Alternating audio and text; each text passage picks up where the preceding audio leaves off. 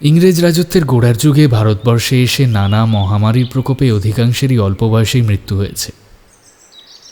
একটা ফলকে লেখাটা একটু স্পষ্ট আছে দেখে আমার টর্চ জ্বালিয়ে ঝুঁকে সেটা পড়তে যাব, এমন সময় আমার পিছনেই যেন একটা পায়ের শব্দ পেলাম।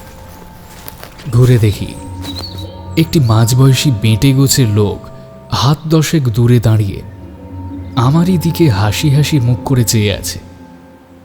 লোকটার পরনে একটা কালো আলপোকার কোট, একটা ছাই রঙের প্যান্টুলুন আর হাতে একটা তালি দেওয়া ছাতা। আপনি বাদুড় জিনিসটাকে বিশেষ পছন্দ করেন না, তাই না? ভদ্রলোকের কথায় চমকে উঠলাম। এইটা সে জানল কি করে? আমার বিস্ময় দেখে ভদ্রলোক হেসে বললেন, ভাবছেন কি করে জানলু? খুবই সোজা।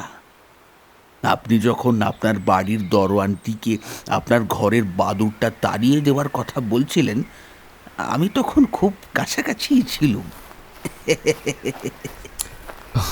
ও তাই বলুন। নমস্কার, আমার নাম জগদীশ পার্সিভাল মুখার্জি। আমাদের 4 পুরুষের বাস এই সিউড়িতেই। আসলে খ্রিস্টান তো, তাই এই সন্ধ্যের দিকটা গির্জা গোরস্থানের আশপাশটায় ঘুরতে বেশ ভালো লাগে আর কি। অন্ধকার বাড়ছে দেখে আস্তে আস্তে বাড়ির দিকে পা ফেরালুম। ভদ্রলোক আমার সঙ্গ নিলেন। কেমন যেন লাগছিল লোকটিকে। এমনিতে নিরীহ বলেই মনে হয়, কিন্তু গলার স্বরটা যেন কেমন কেমন মিহি অথচ রীতিমতো কর্কশ। আর গায়ে পড়ে যেসব লোক আলাপ করে তাদের আমার এমনিতেই ভালো লাগে না।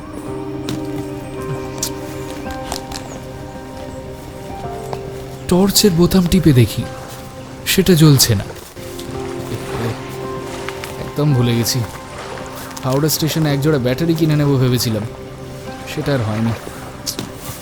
কি মুশকিল, এখন রাস্তায় সাপখোপ থাকলে তো দেখতেও পাবো না। আপনি টর্চের জন্য চিন্তা করবেন না। অন্ধকারে চলাফেরা করবার অভ্যেস আছে আমার, বেশ ভালোই দেখতে পাই। এই সাবধান, একটা গর্ত আছে কিন্তু সামনে। আচ্ছা, ভ্যাম্পায়ার কাকে বলে জানেন?